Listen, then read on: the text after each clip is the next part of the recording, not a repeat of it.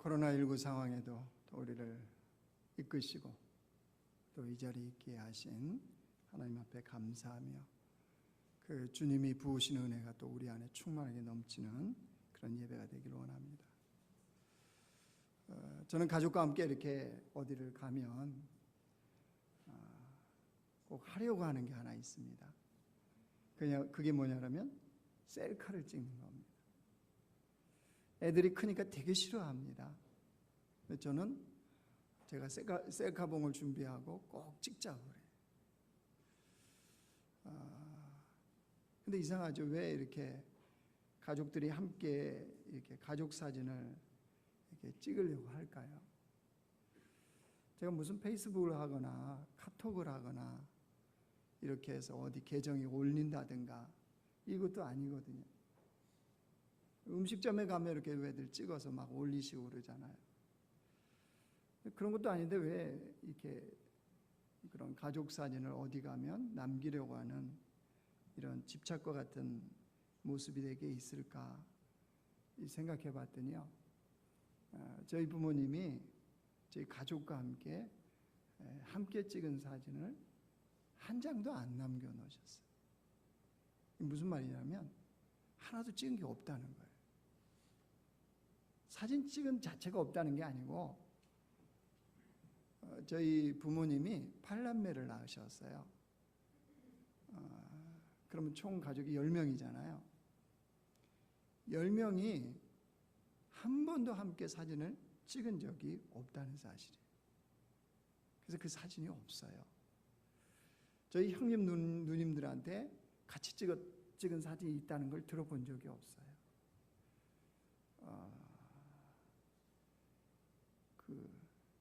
물론 상황이 찍을 수 없는 상황이기도 했습니다. 그 당시에 카메라 자체가 없었던 것도 물론 있었고, 또 이 형님들하고 누님들하고 저하고 또 나이 차이가 많이 나요. 큰 누님하고 저하고는 20살 차이가 나요. 엄마죠. 그러니까 저는 저하고 한 20살 차이 나면 누님, 형님 다 이렇게 생각합니다. 그러니까 이제 이분들이 제가 태어나고 자라날 때는 이미 성인이 되었으니까 도심지로 다 나가셨죠. 그러고 보니까 아마 같이 생활하거나 또 같이 사진을 찍을 수 있는 상황도 없었을 겁니다. 그럼에도 불구하고 왜 사진이 하나도 없을까? 나중에라도 찍을 수 있잖아요. 그러니까 이 생각을 해봤습니다. 그래서 한편으로 이해가 돼요. 왜냐하면 저희 부모님 농사를 지으셨거든요. 시골에서. 농사 지으셨는데 먹고 살기 바쁠 때 아니겠습니까? 생존 자체가 쉽지 않는 그때였으니까 어떻게 해서든지 농사를 지어서 먹고 사는, 생계를 꾸려야 되는 것이 가장 우선순위였던 거죠. 그러니까 나머지는 다 뒤로 밀리는 거예요. 제가 이번에 교육자 팀워크 훈련 갔다 오면서 알았다고 그랬잖아요. 저희 집에서 바다가 그렇게 가까운 거를. 근데 한 번도 바다를 데리고 가신 적이 없어요. 그러니까 이 모든 게 다 뭐를 밀렸어요? 뒷전으로 다 밀린 거예요. 오로지 이 먹고 사는 이 문제를 해결해야 된다는 이게 저희 부모님께는 가장 중요한 일이었던 거죠. 그렇다고 무슨 논밭이 많으셨느냐? 그것도 아니었어요. 어떻게 할까요? 우리 때는 국민학교였죠. 국민학교 다닐 때 꼭 가정부 조사해라. 라디오 있느냐, TV가 뭡니까 이게, 그죠? 뭐 이런 거 전화기 있느냐, 밭은 몇 마직이냐, 노는 몇 마직이냐, 뭐 개념은 없어도 이거 조사 늘 했었던 적이 있기 때문에 반 친구들하고 비교해봐도 별로 논밭 많지도 않아요. 그런데 다 바쁘셨어요. 농사에 매여 있으니까. 그러면 농사 짓지 않을 때 있잖아요. 가을 추수기가 끝나고 나면 겨울은 이제 농번기로 들어가잖아요. 그럼 그때도 바쁘시더라고요. 고스톱 치시니라.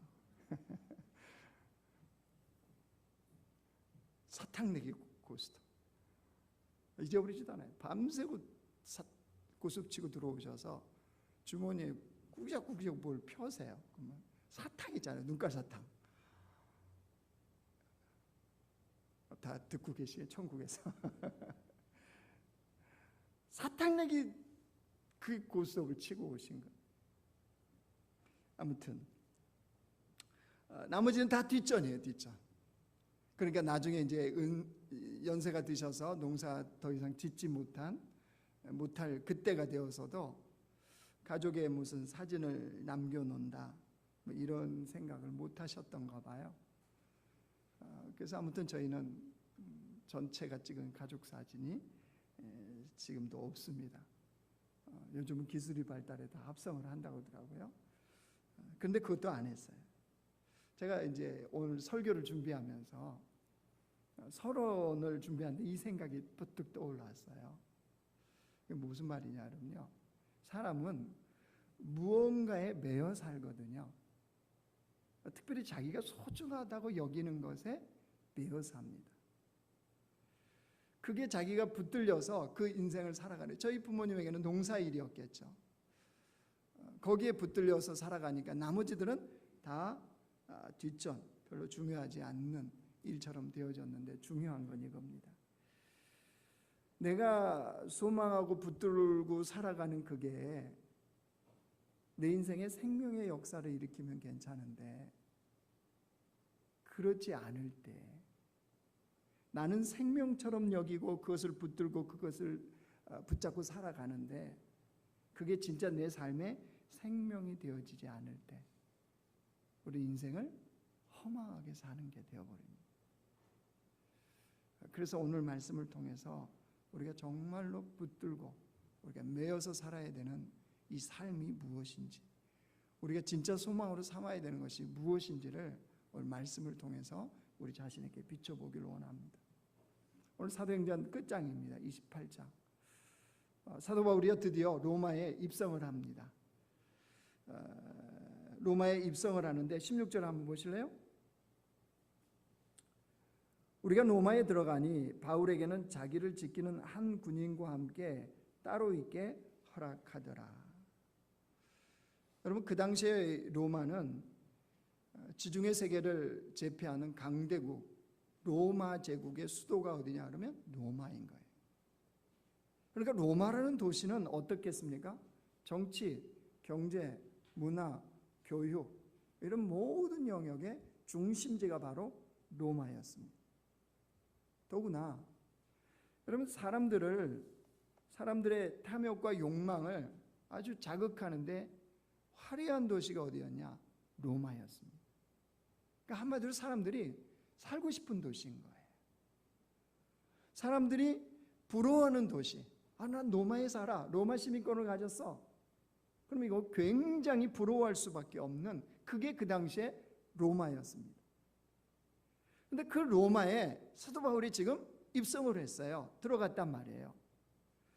어떤 처지로 사도 바울이 들어갔습니까? 죄수의 신분입니다. 죄수의 몸이 되어서 로마에 들어간 겁니다. 근데 죄수의 몸도 자유했느냐? 아니요. 그를 지키는 한 군인이 있었다고 그랬죠. 이 말은 그가 어디 도망가거나 탈출하지 못하도록 그를 지키는 군인이 있었는데, 여러분, 이것은 어떤 가택연금을 시키는 이게 아닙니다. 바울과 이 군인이 함께 쇠사슬에 매여 있습니다. 왜요? 도망 못 치도록. 그렇게 로마에 사도 바울은 들어가 있는 겁니다. 그 로마에 사도 바울이 2년 동안 머물렀다고 그랬습니다. 근데 어디에 머물렀습니까? 여러분, 그 30절 한번 와보실래요? 바울이 온 이태를 자기 셋집에 머물면서 자기에게 오는 사람을 다 영접하고, 셋집을 얻었다. 전셋집을 얻었다는 거죠. 전셋집을 자기 돈으로 얻어서 거기에 군인과 함께 묶여서 쇠사슬에 매여서 2년을 함께 있었다는 거예요. 그러면 여러분, 바울은 선교 후원금을 받아서 사는 사람이었기 때문에 이게 부유할 리가 없습니다. 가난한 사람이 로마라는 그 도시의 중심지에서 집을 얻었다면 어떤 전셋집을 얻었겠습니까? 지금 듣고 계시고 피부에 와 닿죠? 피부에 와닿게 얘기하겠습니다. 어제 등산하고 이렇게 백다방에서 차를 마시는데 뭐 요즘 결혼한 젊은 친구들은 전세가 5억이라며요. 서울에서 들어보셨어요? 제가 혈압약을 먹기에 다행히 했지 5억 그런데 암담하더라고요. 저 아들 둘에 딸 하나 있거든요. 15억. 못하겠구나 결혼. 아니 전세가 5억. 야, 참. 근데 이 바울은 그 로마 도시에서 지금도 그런데 그 당시에는 어떻겠습니까? 근데 가난한 선교 후원비를 받아서 살아가는 가난한 사람이었기 때문에 바울이 로마에서 얻었던 이 셋집은 아마 허름한 움막과 같은 것이었을 겁니다. 지금으로 얘기하면 로마의 변두리에 달동네에 무허가 아마 이런 집을 얻었을 가능성이 많습니다.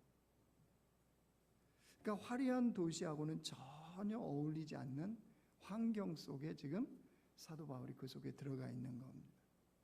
더구나 여러분 이 사도행전 28장 여기쯤에는 바울의 인생에서 그는 노년기입니다.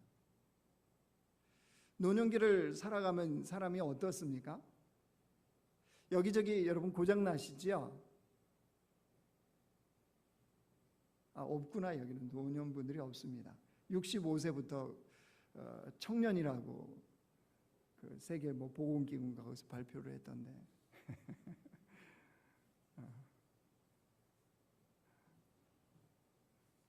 저는 그러면 이제 아직도 청소년. 그러니까 여러분 왜 노년기에 접어들면 여기저기 고장 납니다. 여기저기 쑤십니다. 생활이 굉장히 조금만 먹어 걸지적거리도 불편한 거. 이게 뭐 어쩔 수 없는 노년기에 사람들이 맞이하는 거예요. 그러면 바울이라고 여러분 달랐겠습니까? 전혀 다를 리 없죠. 우리가 동일한 사람이. 그러니까 바울도 불편한 건 불편한 거고요. 힘든 건 힘든 거고 어려운 건 어려운 거예요. 근데 그게 노년의 움막집 같은. 다 불빛으로 보이는 데는 화려한 도시인데 자기는 움막과 같은 이곳에서 지금 노년기를 보내고 있단 말이에요. 왜 바울이라고 편한 거, 쉬운 거 이거 좋아하지 않았을까요? 여러분들은 편하고 쉬운 거 좋아하는지 안 좋아하는지 모르겠는데요. 저는 편하고 쉬운 거 되게 좋아합니다. 누가 이렇게 쉽게 뭘 만들어 놓으면 와 저는 막 감탄해요. 감탄. 왜 생활하다 이렇게 보면 이거 참 불편하다 이렇게 여기까지만 생각하지 이 불편함을 개선할 뭔가를 개발한다는 이것까지는 주님이 안 주셔가지고 이게 안 돌아가요. 거기까지. 근데 이게 기발한 아이디어를 내서 만드신 분들이 있어요. 저는 그걸 볼 때마다 이 노벨상을 줘야 된다. 노벨상을 왜 안 주는지. 제가요 최근에 장로님 사업장에 신방을 갔다가 예배드리고 나서요 그 시계줄 있잖아요. 시계줄. 저도 시계 3개나 있습니다. 와 부자죠. 쇠줄 시계줄, 가죽 시계줄, 등산할 때 차는 그 전자 12,000원짜리 시계 이렇게 3개나 있어요. 근데 가죽 시계줄을 왜 이렇게 좀 바꿔 차고 싶잖아요.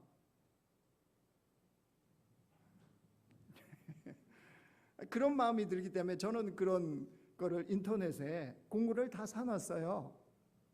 그래서 제 서랍에는 그 시계줄 가는 공구도 있고요. 시계줄 드라이버도 있고요. 그 시계줄 나사도 있고요. 핀도 다 있어요. 가끔 이렇게 바꾸찬단 말이에요. 근데 그 되게 불편합니다. 시계줄 바꿀 때마다. 좀 시간이 걸려요. 막 5분, 10분도 걸리고. 장로님 거기 갔는데 시계줄이 퀵 스프링 있어요. 퀵 스프링 아세요? 시계줄 뒷면에서요. 버튼 같은 게 있어서 이렇게 옆으로 누르면 스프링이 딱 줄어드는 거예요. 지금 그거 보고 이거 노벨 속으로 그래서 말하면 좀 창피하잖아요. 와, 이거 노벨상 줘야 되는. 시계를 안 차보시는 사람들은 모르는 거예요. 뭘 말하려냐면요, 편한 거, 쉬운 거 저도 되게 좋아해요. 근데 만약에 제가 이런 바울 처지와 같은 인생의 노년에 이 처지에 제가 처해졌다, 복음을 위해서 평생을 달려갔고 이제 인생의 노년기가 되어서 죽음도 얼마 남지 않았는데 내가 이런 상황에 처해진다, 그러면 아마 저는요 하나님께 할 말 되게 많을 것 같아요. 할 말, 무슨 말을 할지는 아시겠죠? 좋은 말은 절대 안 할 겁니다 아마. 더구나 여러분, 사도 바울 우리 알잖아요. 저하고는 비교도 되지 않을 인생의 그 배경, 스펙, 이게 사도 바울이 가진 거 아닙니까? 바울이 하도 주변에서 그러니까 자기를 좀 육신적으로, 그러니까 우리가 말하는 소위 스펙 자랑을 한번 해보겠다 그러면서 한 말이 있어요. 빌립보서 3장 보여주실래요? 자, 우리 같이 한번 읽습니다. 시작.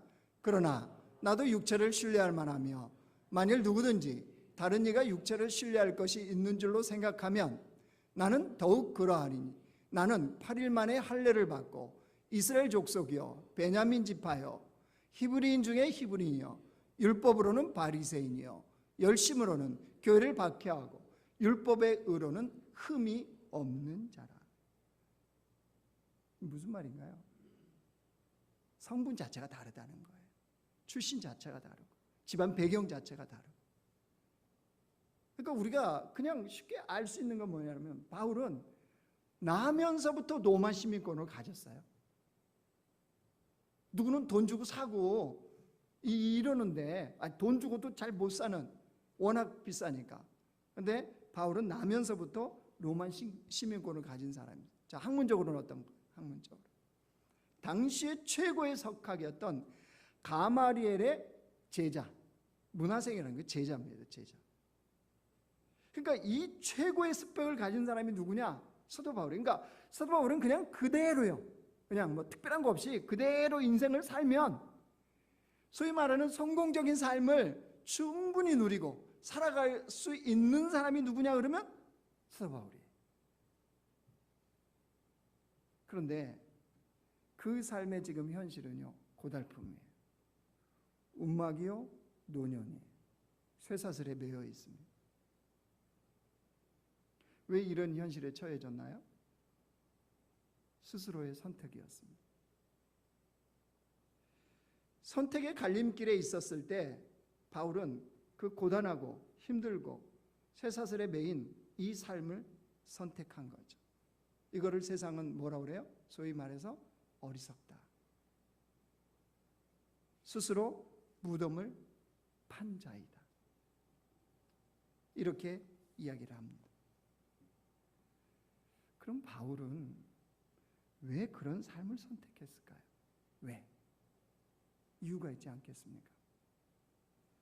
자, 바울이 로마에 도착한 다음에 하루 이틀 사흘이 지났습니다.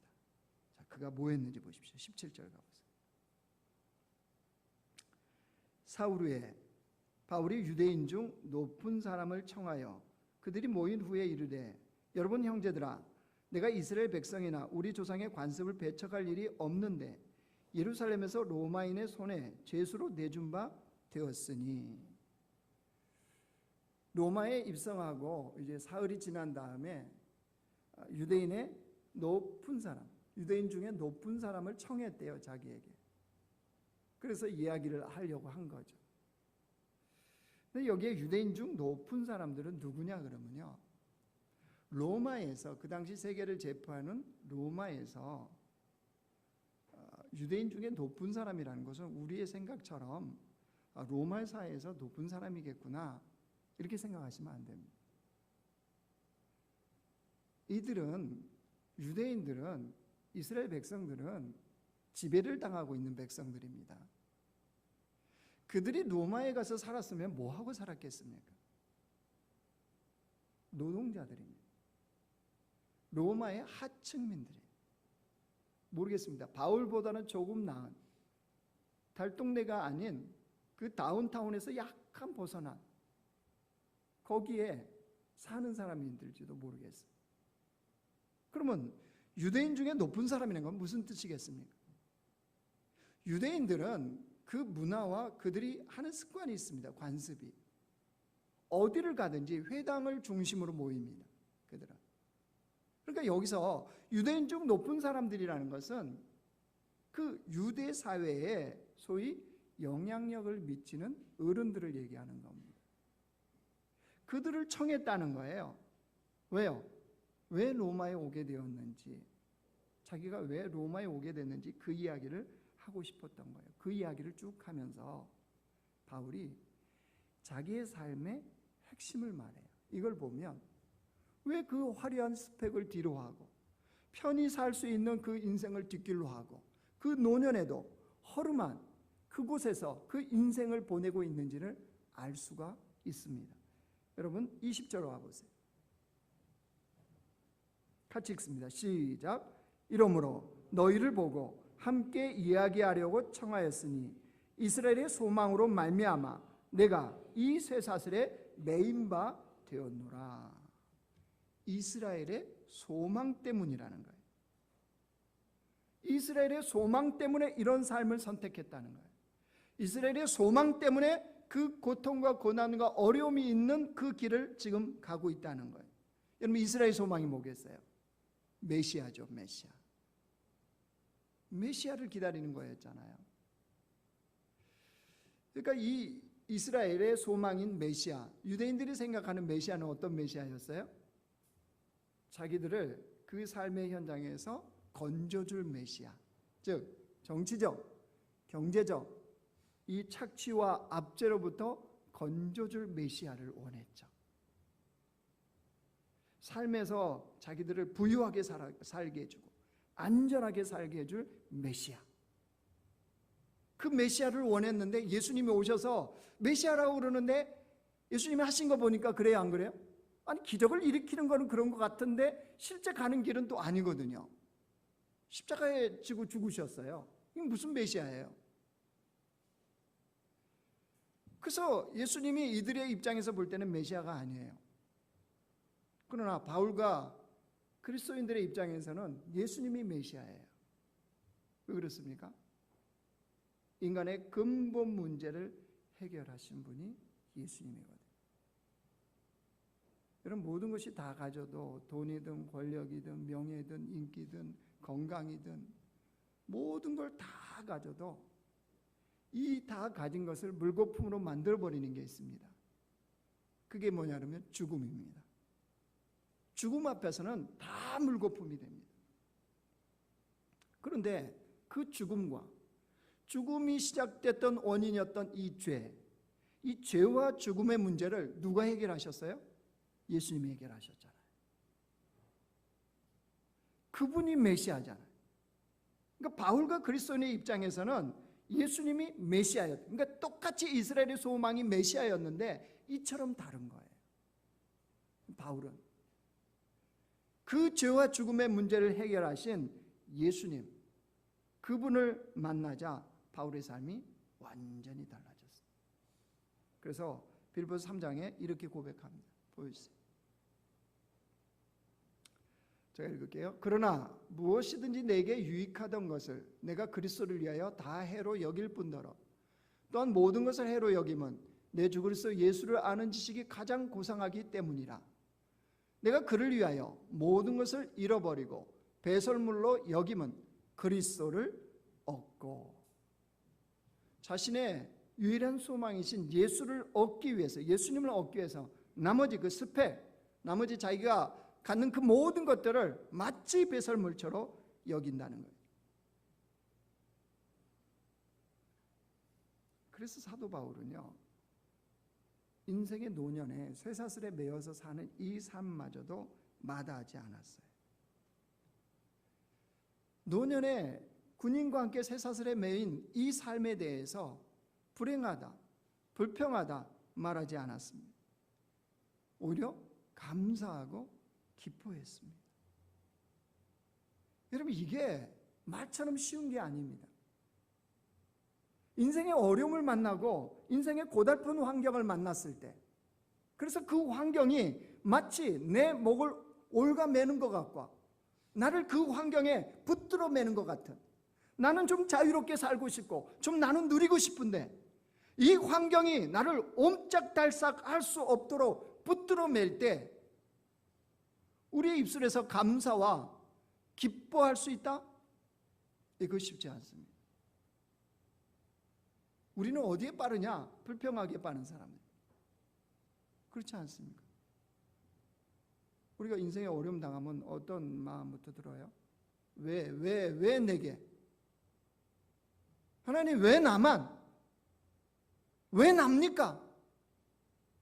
왜 내 삶만 이렇게 안 풀어주십니까? 여러분, 우리는 이런 모습으로 반응하기에 빠른 사람들이에요. 그래서 사도 바울과 우리를 갈라놓는 이 차이점을 두는 게 어디에 있냐 그러면요, 무엇에 매여 있냐는 거예요. 무엇에 매여 있냐. 인생이 무엇에 매여 사느냐가 이걸 갈라놔요. 자, 바울은 우리가 눈에 보이기에 화려한 도시가 보이는 그 달동네에 허름한 움막과 같은 곳에서 자기가 쇳돈을 내고 얻어서 거기에 노년에, 그것도 쇠사슬에 매여서 살아가는, 눈에 보이기에는 지극히 불행하고 지극히 고달프고 지극히 처절한 그런 인생처럼 보이는, 거기에 매여 사는 것으로 보입니다. 하나, 근데 놓치지 않아야 될 게 있습니다. 눈에 보이는 것은 분명 그런데 눈에 보이지 않는 바울이 매인 것이 있습니다. 그게 뭐였냐? 예수님입니다. 몸은 비록 움막이고 쇠사슬에 매여 있고 노년의 몸을 갖고 있는 그 불편한 환경과 여건과 어려움이지만 눈에 보이지 않는 사도 바울이 철저하게 매여 있는 것은 바로 소망이신 예수님이었습니다. 바울은 예수님께 매인 삶이었던 거예요. 그러니까 그 환경에서도 여러분 기뻐하십시오. 여러분, 다시 말합니다. 기뻐하십시오. 여러분, 감사하십시오. 이 권면이 가능했던 거예요. 왜요? 자기 자신이 그랬거든요. 감옥에서도, 쇠사슬에 매여서도, 채찍에 맞으면서도, 굶주리면서도, 배가 파선해서도 기뻐하십시오. 감사하십시오. 이 권면이 가능했던 거예요. 왜요? 오직 소망이신 예수님께 매인 삶이었기 때문입니다. 그래서 그런 형편에서도 사도 바울이 이 로마에서 쇠사슬에 묶인 채 뭘 했는지 한번 보십시오. 23절 안 가보실래요? 그들이 날짜를 정하고 그가 유숙하는 집에 많이 오니 바울이 아침부터 저녁까지 강론하여 하나님의 나라를 증언하고 모세의 율법과 선지자의 말을 가지고 예수에 대하여 권하더라. 뭐 했다는 겁니까? 소망이신 예수 그리스도를 전했다는 것, 복음을 전하는 삶이었다. 31절 보세요. 사도행전 끝입니다. 하나님 나라를 전파하며 주 예수 그리스도에 관한 모든 것을 담대하게 거침없이 가르치더라. 뭘 했다고요? 주님을 전해, 자기가 소망으로 삼는 예수님을 담대히 전했다는 거예요. 자, 이런 삶을 사도 바울이 살았는데, 바울은 자기 삶을 그렇게 예수님께 매인 삶에 대해서 어떻게 해석을 했을까요? 어떤 해석을 했을까요? 데살로니가전서 말씀 한번 보세요. 자, 우리 같이 한번 읽습니다. 시작. 하나님이 우리를 세우심은 노하심에 이르게 하심이 아니요 오직 우리 주 예수 그리스도로 말미암아 구원을 받게 하심이라. 그다음에요, 예수께서 우리를 위하여 죽으사 우리로 하여금 깨어있든지 자든지 자기와 함께 살게 하려 하셨느니라.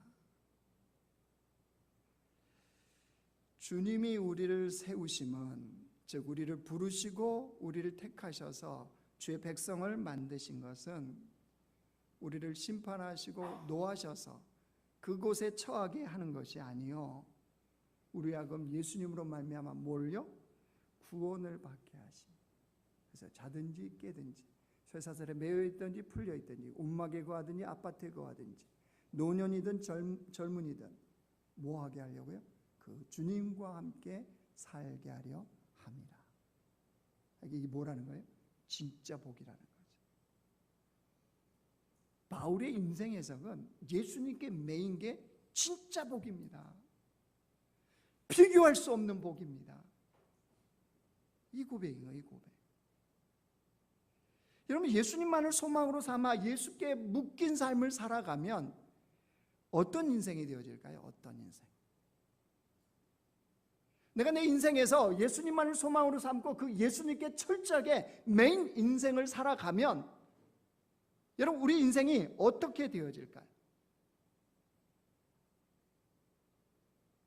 제가 존경하는 목사님들이 계시는데 그분 중에 한 분이요, 제가 100주년 기념교회를 섬기다 은퇴하신 이재철 목사님을 저는 굉장히 존경합니다.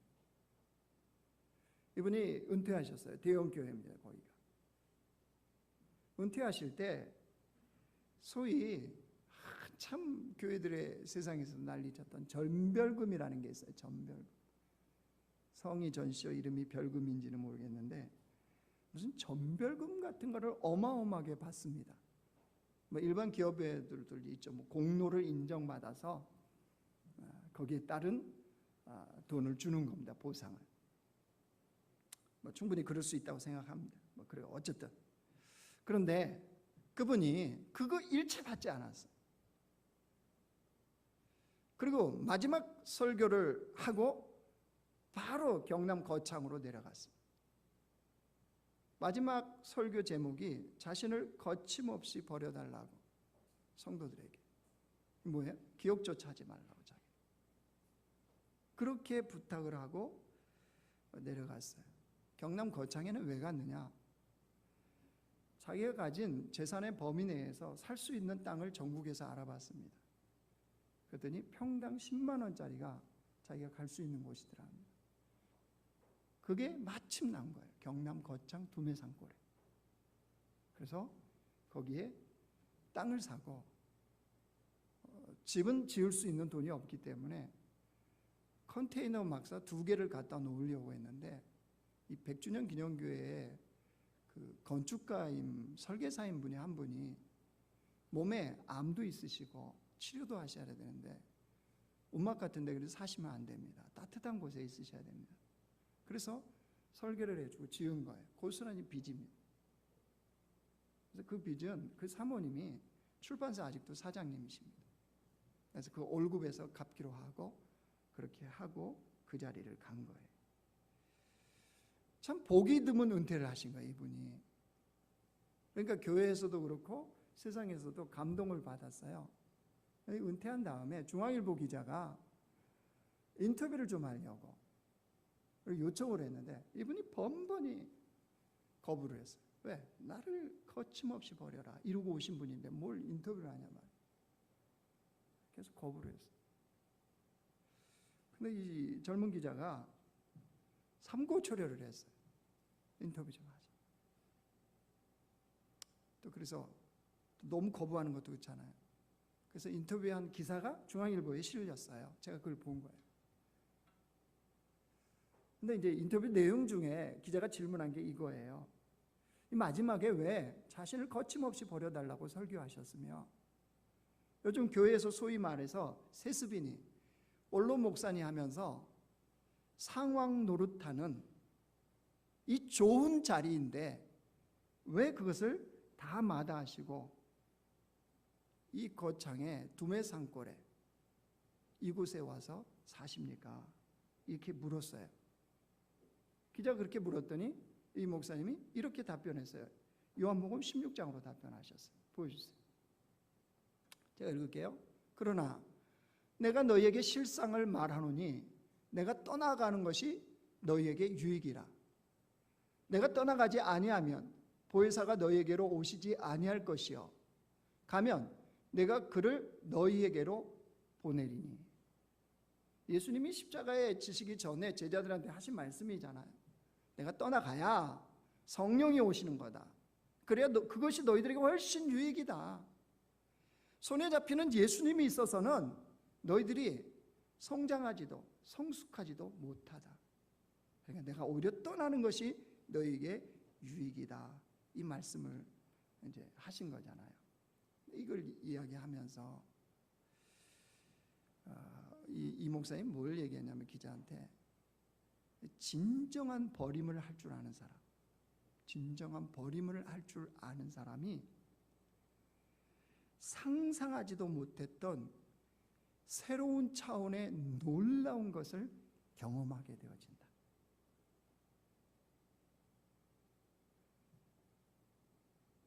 여러분, 사람들이 버리지를 잘 못합니다.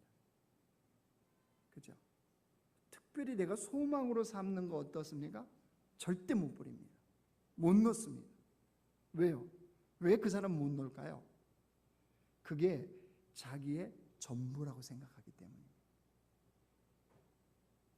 그러니까 전부 그 이상의 것을 그는 절대 경험을 못하는 거예요. 돈을 나의 전부라고 딱 붙잡은 사람은 돈 이상의 더 놀라운 세계는 절대 경험하지 못하고 살아요. 그러면서 이 목사님이 뭘 비유로 드셨냐면요, 도공이요, 도공. 인류도공과 삼류도공의 차이. 도공 아시죠? 도자기 굽는 도공. 인류도공은요, 정말로 뛰어난 작품을 얻기 위해서 끊임없이 버린다는 거예요. 깨고 버리고 깨고 버리고. 삼류도공은요, 내가 이게 얼마나 땀 흘린 건데, 내가 어떻게 구운 건데, 그 못 버리죠. 그러니까 어떻게 해요? 시장에 갖다 1,000원이라도 내다 팔려고 하죠. 이게 삼류도공이라는 거예요. 그에게는 절대 자기 인생에 놀라운 작품을 만들어낼 수가 없는 거예요. 이런 이제 인터뷰 기사 내용 이제 쭉 있었는데 저의 관심과 눈에 들어온 이제 내용만 여러분에게 소개시켜드리는 거예요. 저는 이 인터뷰 기사를 보면서, 물론 제가 좋아하는 목사님이니까, 존경하는 목사님이니까 당연히 좋은 입장에서 저렇게 다 받아들이고 해석하고 도전받았죠. 근데 뭘 받느냐 그러면, 정말 이 목사님이 예수님만을 소망으로 삼는, 예수님께 이 매여있는 인생에 대해서 설교만 한 것이 아니라 그 삶으로 드러냈기 때문에 그것이 우리에게 감동으로 오는 거예요. 그것이 삶으로 가르치는, 이 설교로 가르치는 것보다 삶으로 가르치는 훨씬 더 감동이 큰 삶이 될 수 있는 거예요. 그러니까 여러분, 일반 기자가, 무슨 기독교 신문 기자가 아니고 중앙일보 기자가 찾아가서 그걸 물었던 거죠. 누가요? 예수님만을 소망으로 삼는 사람들. 그래서 그 예수님께 매여 있는 사람들은 이 삶이 가능하다는 거예요. 왜 그럴까요? 소망의 힘이라는 것은 자기가 소망하는 것에 그 사람을 딱 붙들어 매어 놓습니다. 이게 소망의 힘이에요. 자기가 소망하는 것에 딱 그 인생을 붙잡아 매놔요. 그러면 그게 뭐가 되죠? 자기 인생이 되는 거예요. 그 사람의 세계가 되는 거예요. 그 사람의 비전이 되고, 그 사람의 목표가 되고, 그 사람의 인생의 결과물이 되어버리는 거예요. 그래서 오늘 주님께서는 이 말씀을 통해서 우리에게 뭘 말씀하시는 거예요?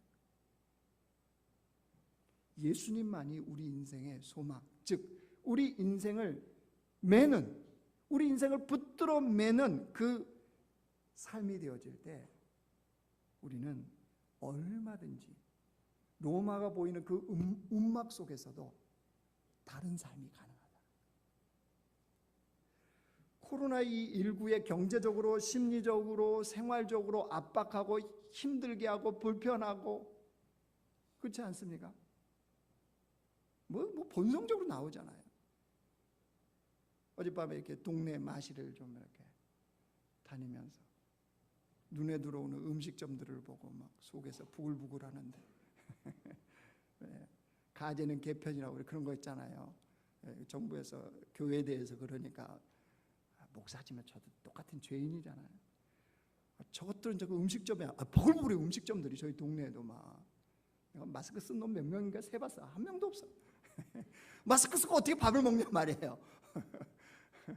마스크 쓰고 어떻게 그 즐거운 대화를 하겠어요? 그죠? 우리는 이 1시간 정도인데도 마스크 딱 쓰고, 저도 이거 어디 갔어? 마스크 그 필수부처럼 이게 무슨, 이것도 너 갖고 다니잖아요. 지금 여기만 내려오면 제가 딱 쓰잖아요. 1시간 꼼짝도 안 하고 말도 안 하고 앉아 있는데, 그죠? 어떻게 보면 여기가 안전지대이고, 그런데 이게 알려지는 거 이런가 막 이 속에는 또 그런 거 왜 있지 않겠어요? 제가 똑같아요, 여러분. 저도. 그런데 그런 세계 속에서도 그렇다고 뭐 교회가 머리 깎고 이거 하겠습니까? 아니잖아요. 오히려 나라를 위해서, 또 이 코로나를 위해서 기도하고, 우리는 또 우리 자신을 겸손하게 뒤돌아보고 우리 자신을 성찰하면서 이런 다른 삶을 사는 게 우리가 그리스도인이잖아요. 왜 이게 가능합니까? 예수를 소망으로 삼고 예수님께 매어 있는 사람들은 그게 가능하다는 거예요. 예수님께 매어 있는 사람들은 그 매임의 상황에서도 참된 기쁨과 참된 행복을 얼마든지 맛보며 사는 것이 가능하다는 거예요. 그래서 코로나19에도 감사하다, 기뻐할 수 있다고, 행복할 수 있다고 말할 수 있는 것, 이게 예수님을 소망으로 삼는 사람들이에요.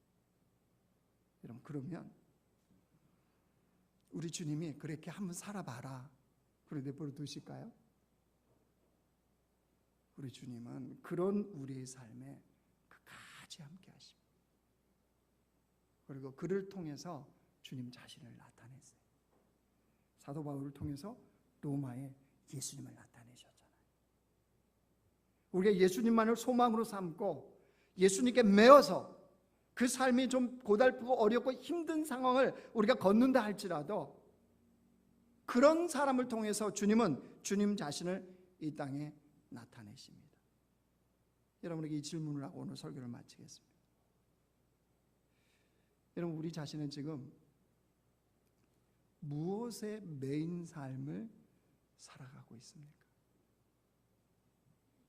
나는 무엇에 매여 있습니까? 매여 있다는 건 그게 내 인생의 소망인 것. 다시 한번 묻습니다. 내가 매인 그거, 내 삶을 좌지우지하고 나를 기쁘게도 하고 슬프게도 하는 요소가 그것이 되고, 나를 감사하게도 하고 불평하게 하는 그 요소가 그것인데, 여러분, 그거 영원한 생명과 영원한 진리와 연결된 것입니까? 영원한 진리와 생명에 연결된 것에 내가 매여 있느냐는 거예요. 그렇지 않으면 이거는 한순간에 허망하게 없어지고 사라지고 무너지고 망할 것이 되는 거예요. 그와 더불어서 내가 매여 있는 것이 무너질 때 우리도 함께 무너집니다. 오직 예수님께 소망을 두고 예수님께 매여 있는 교회 성도들이 되시길 주님의 이름으로 축원합니다.